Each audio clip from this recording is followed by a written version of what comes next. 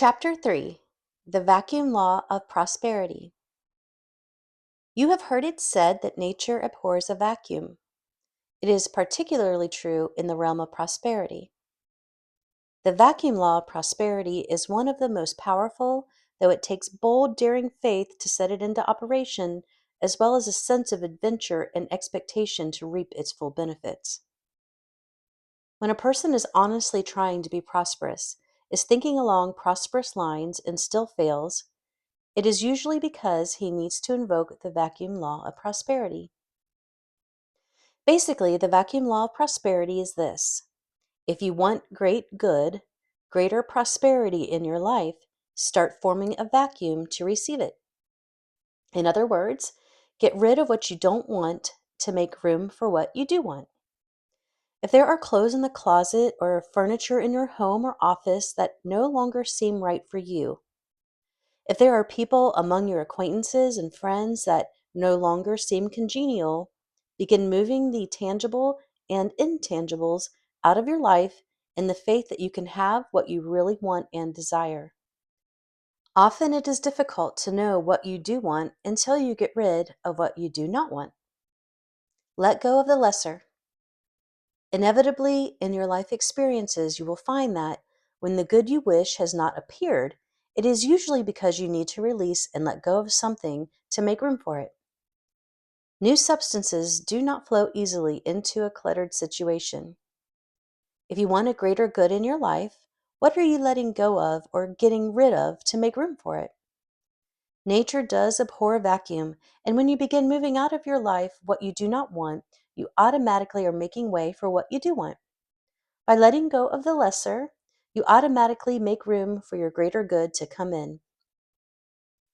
Recently, a couple used this vacuum law of prosperity in furnishing their new home.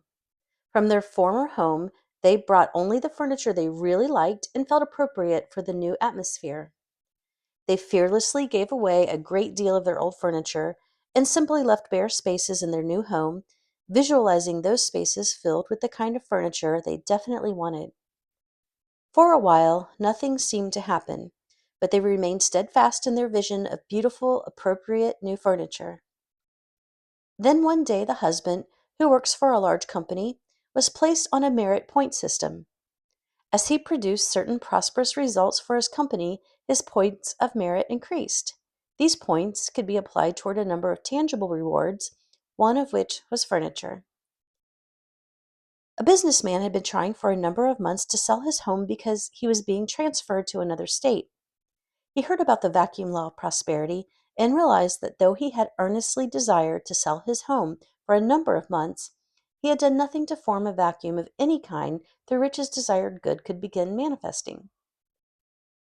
And so he sat down quietly in his study one day and mentally pictured each room of the house as empty, just as it would look after the house had been sold and he had moved out. He visualized a vacuum of emptiness everywhere, and then made notes concerning the furniture mover he desired to handle the moving, and mentally worked out all the detailed plans of the move, just as the house was already sold. Within a few days, a buyer appeared who liked everything about the house and gave him a check for thousands of dollars of equity, as well as the down payment that was involved. Form a vacuum for health. Whenever you dare to form a vacuum, the substance of the universe then rushes in to fill that empty space.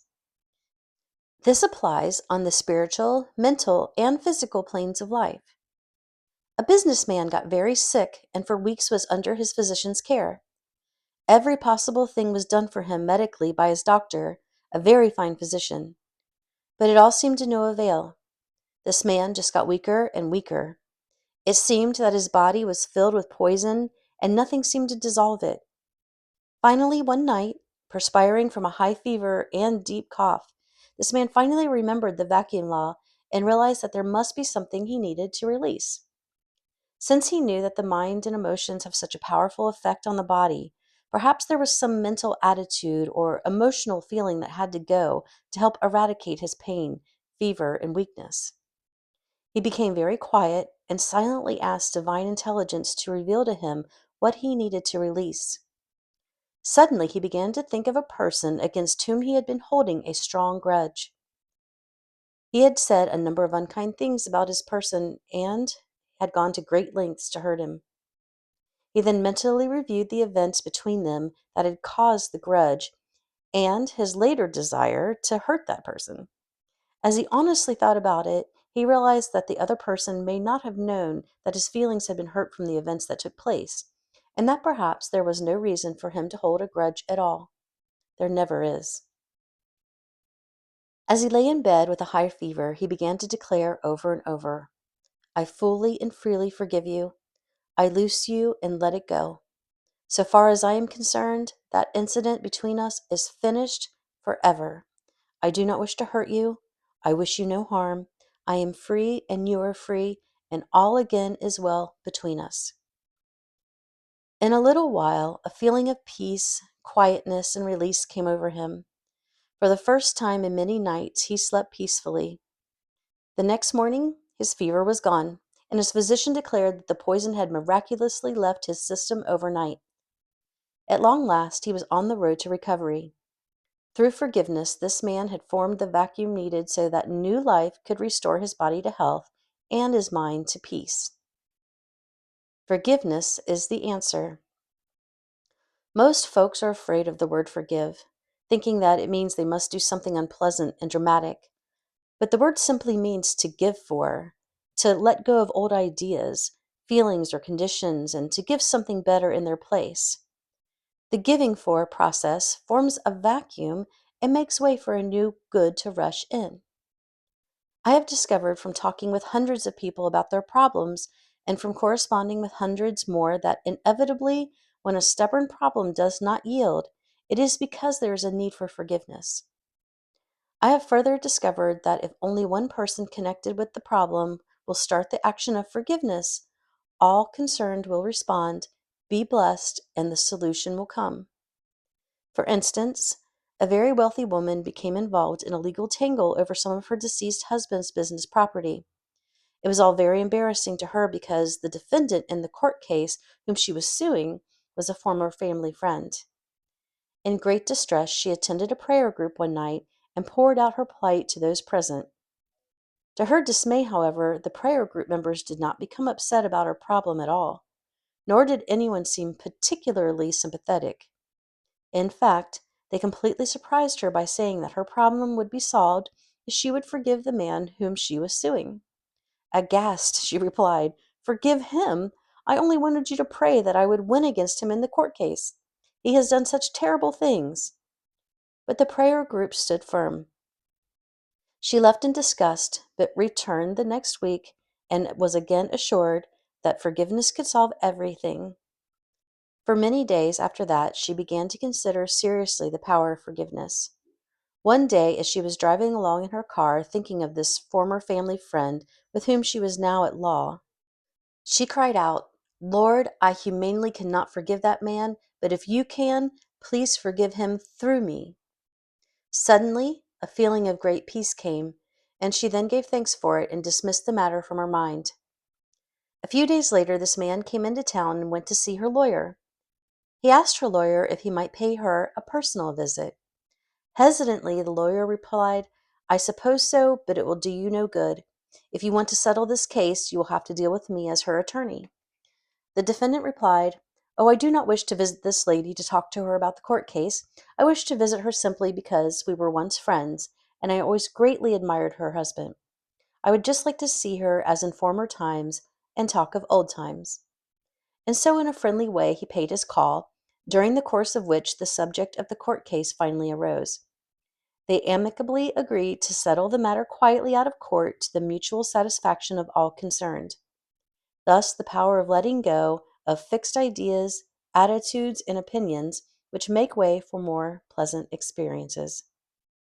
A forgiveness technique. Here is a forgiveness technique that can form a vacuum for whatever good your life seems to need just now.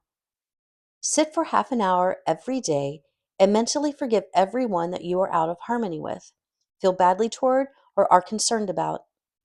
If you have accused anyone of injustice, if you have discussed anyone unkindly, if you have criticized or gossiped about anyone, if you are legally involved with anyone, mentally ask their forgiveness. Subconsciously, they will respond. In like manner, if you have accused yourself of failure or mistakes, forgive yourself. Forgiveness can form the vacuum that will undam your prosperity and success. Mentally declare to others, God's forgiving love has set us free. Divine love now produces perfect results, and all is again well between us. I behold you with the eyes of love, and I glory in your success, prosperity, and complete good. It is good to declare for yourself, I am forgiven and governed by God's love alone, and all is well. I once talked with a lady who was having a great difficulty in her marriage. Her husband was on the brink of losing a very fine job because of his drinking and instability. When I suggested that she let go those ideas about her husband and form a vacuum for greater good to come to them by forgiveness, she self-righteously declared, There is no reason for me to try forgiveness. There is nothing to forgive. I love my husband. But I suggested that some kind of vacuum obviously needed to be formed, that there was much about their situation that she should like to be free of, and that perhaps it was not her husband she needed to forgive, but that all of us need to practice forgiveness every day because of many negative subconscious attitudes stored in our emotions of which we are not even consciously aware. Rather reluctantly, she finally agreed to sit for half an hour every day and practice forgiveness. Later, she declared in amazement that the names of people she had long forgotten came to her during those times, and that unpleasant or unhappy experiences of the past floated up in her memory. To all of these, she declared words and thoughts of freedom, release, and forgiveness, as well as for and concerning her husband's recent behavior.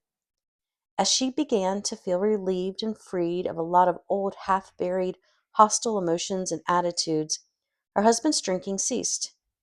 He began to work very hard in his job again, and success came in such a big way that she was even able to stop working and provide a beautiful home for her husband, which had long been their desire.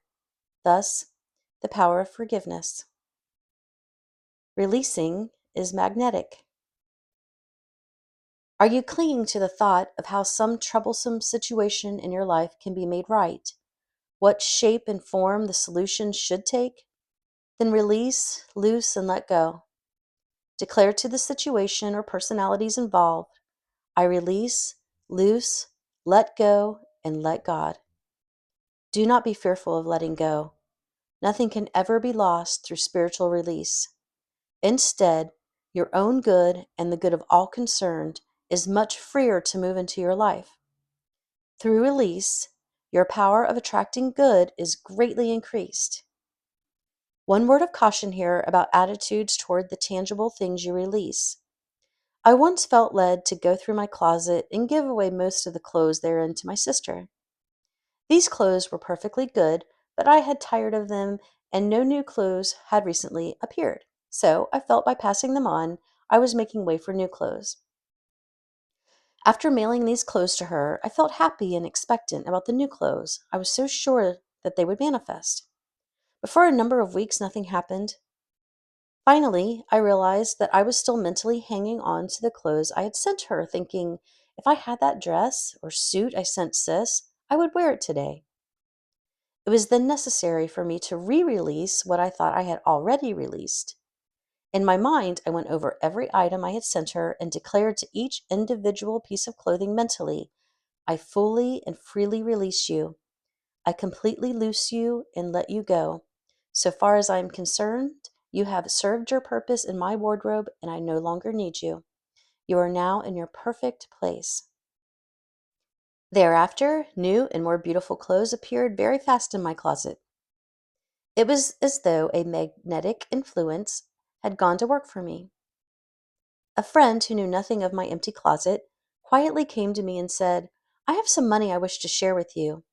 When I prayed about what to do with this particular amount, the only thought that kept coming to me was that I should give it to you, perhaps for some clothes.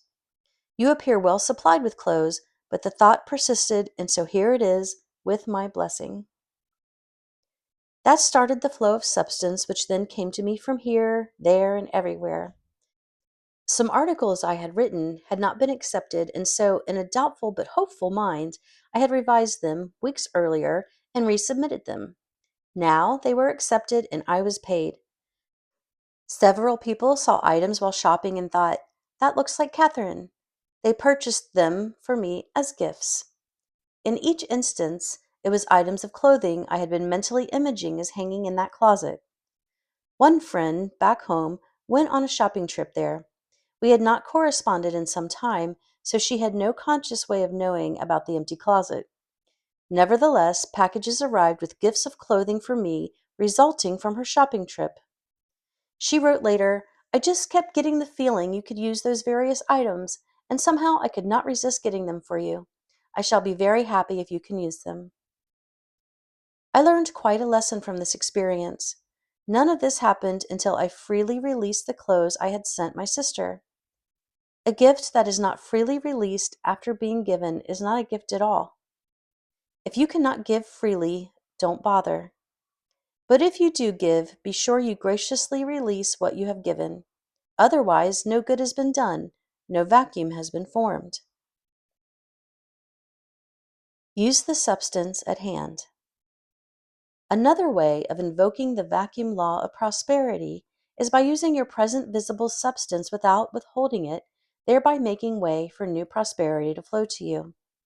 However, you have to do this in a certain attitude of mind in order to produce rich results. When there does not seem enough prosperity on hand to meet present needs, or when you seem blocked in attaining greater prosperity, take control of the situation, take control in your thoughts and feelings. Rather than feeling helpless, defenseless, or sorry for yourself, declare to those financial appearances, "Peace, be still." Take your wallet, checkbook, or other tangible evidences of financial supply in your hands and declare concerning them, "You are even now filled with the rich bounty of God who supplies my every need now." This is the time to fearlessly and boldly use the substance they contain as far as it will go in the present situation. If there are bills to be paid, do not wait until enough money comes in to pay all of them, but go right ahead in faith and pay those you can. That is breaking the substance on hand and sending it forth so that it can multiply. Look up toward prosperity. Establishing and maintaining a prosperous attitude just as though your bounty was already completely visible is important at this point. This is not the time to talk lack, to withhold, or to practice stringent economy. Instead, this is the time to use up to the last of your financial assets to the last penny if necessary. If you withhold, talk about financial lack at this point, it will cost you double. Instead, look up mentally and give thanks for the substance you already have to send out. Then boldly send it forth with a rich flourish and a rich blessing. Joyously declare, "This is the bounty of God, and I send it forth with wisdom and joy." When you look up, regardless of appearances to the contrary, you are always provided for. Perhaps the person who taught me the most about this phase of the vacuum law of prosperity is a quiet, unassuming housewife who constantly looks up, boldly sending forth the money in her pocketbook with rich flourish. Unfailingly, she is provided for in opulent ways. Several years ago, she became interested in beautifying the church in which I was then serving. Quietly, she came to me and suggested various improvements she would like to make, assuring me that she had private funds to do this. It was months later that I learned the private funds she had were her own grocery money, which she generously used for some lovely items for the church. In that way, she began to send forth with a rich flourish the money she had. As she continued to look up, her every private need was met. New channels of supply opened to her and her husband in most unexpected ways, so that for the first time in her life she employed a maid, received gifts of a new car, and a monthly allowance.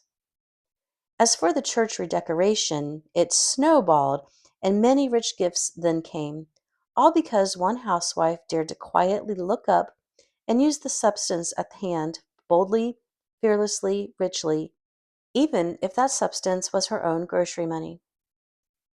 It overwhelms me even now to realize what faith she has had in the vacuum law of prosperity. and what rich results she continues to experience. She has often said that she has had no financial need that has not been met since she began forming a vacuum.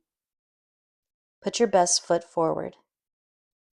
Another way to look up, regardless of financial appearances, is to put your best foot forward. Wear your best clothes. Look your best. Live as richly as possible on what you already have. I recall once needing new clothes for a conference I was required to attend, but there seemed no money on hand for new clothes. When I prayed about the matter, I got the feeling that I should begin wearing my very best clothes in order to help me feel rich. Every day for almost a week, I wore my best dress over and over. One day, a gift of money was sent to me for some services I had rendered in the past. Of course, I immediately shopped for the desired new clothes.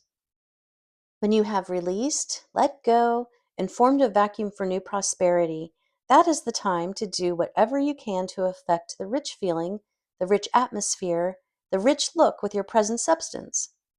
Mention the apparent lack or vacuum to no one.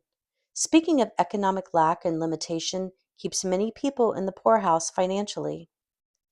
Never think of yourself as poor or needy. Do not talk about hard times or the necessity for a strict economy. Do not think how little you have, but how much you have. This is the time to use your best china and silver and to eat by candlelight, even if your menu consists of only pork and beans. As you form a vacuum and let go of what you do not want, as you use your present visible supply to meet the immediate needs as best you can, not withholding it, and as you live as richly as possible in the face of appearances, the rich results will begin to come forth. Almost mysteriously, new channels of supply will appear to meet your needs. You will discover other financial assets in your midst of which you were previously unaware to meet your needs. Other people will unknowingly do things to add to your supply too. In quietness and confidence is your strength when there is need for greater prosperity. If you dare to look up, bless, and break the substance at hand in whatever ways seem best. Always ask for divine guidance concerning the practical as well as the spiritual ways in which you may form a vacuum for new prosperity when these financial needs loom upon you. Don't get panicky. This is just further opportunity for you to prove that the invisible laws of prosperity can produce visible, satisfying results. This is just your initiation in the power of prosperous thinking. If you learn how to form a vacuum for new good early in your conscious development of prosperous thinking, then you do not panic at financial challenges, but know you can and shall meet them victoriously and be much richer in the long run for having learned how to use the invisible laws of supply to meet visible needs. Often, when you are forming a vacuum by using what you have, you find that the amount on hand is sufficient, that too much is wasted or spoiled, and that amount which at first seems small or even insufficient becomes adequate as you use it fearlessly. It even seems to supply you during that period when no more substance immediately appears, if you continue to use it fearlessly and in the faith that every need is being met. Make room for your good. We all want better financial conditions, and we should have them. Here is the way to obtain them. Do not talk about financial lack, but begin thinking in terms of the rich, universal abundance that is everywhere. Then learn to let go, to give up, to make room for the things you have prayed for, worked for, and so strongly desire. As you give up and cast away old ideas, attitudes, old possessions, and put in their place new ideas of prosperity and progressive achievement, your conditions will steadily improve. You always want something better than you now have. It is the urge of progress.